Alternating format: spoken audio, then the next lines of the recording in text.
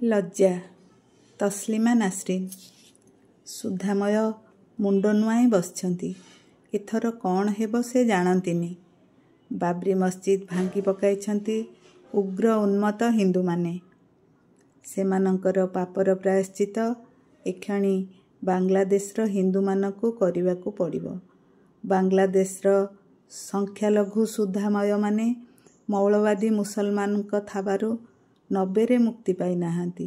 92ରେ ମୁକ୍ତି ପାଇବେ କାହିଁକି? ସୁଧାମୟ ହଠାତ୍ ଆଶଙ୍କାରେ କମ୍ପି ଉଠିଲେ। ସେ କ'ଣ ଏହି ମାଟିର ସନ୍ତାନ, ଯେଉଁ ମାଟିରେ ତାଙ୍କର ଜନ୍ମଗତ ଅଧିକାର ଅଛି? ତାହେଲେ କାହିଁକି ଏଇ ଦେଶରେ ହିଁ ତାକୁ ଲୁଚି ରହିବାକୁ ହେବ ପ୍ରତିବାସୀମାନଙ୍କର ଭୟରେ? ମାୟା ଘରୁ ବାହାରି ଯାଇଛି।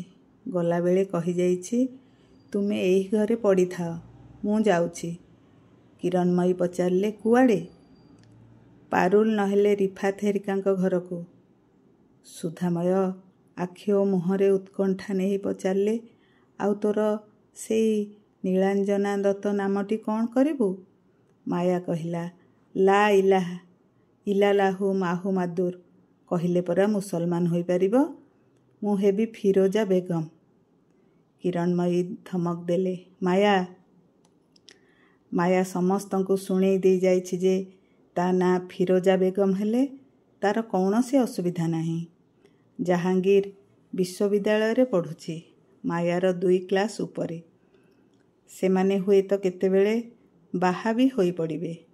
ସୁରଞ୍ଜନ ଭାବେ, ମାୟା ହିଁ ବେଶ୍ ଅଛି।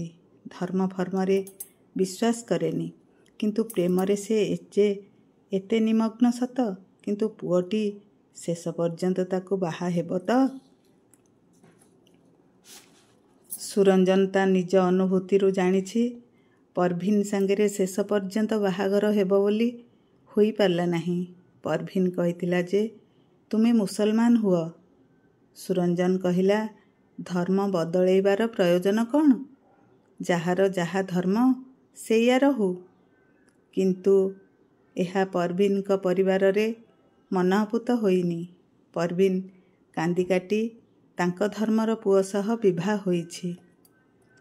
ପିଲାଦିନର ଗୋଟିଏ କଥା ସୁରଞ୍ଜନର ମନେ ପଡ଼େ। ଯେତେବେଳେ ସେମାନେ ମୟମନସିଂହ ଜିଲ୍ଲାରେ ସ୍କୁଲରେ ପଢ଼ୁଥିଲା, କୌଣସି କାରଣରୁ ଯଦି ଜାଭେଦ, ମହମ୍ମଦ କି ସଲିମ ଇତ୍ୟାଦିଙ୍କ ସହିତ ଯୁକ୍ତିତର୍କ ହେଉଥିଲା, ସେମାନେ ତାକୁ ସୁଅର କି ବଚ୍ଚା ସହ ହିନ୍ଦୁ ଶବ୍ଦ ଯୋଡ଼ି ଗାଳି ଦେଉଥିଲେ।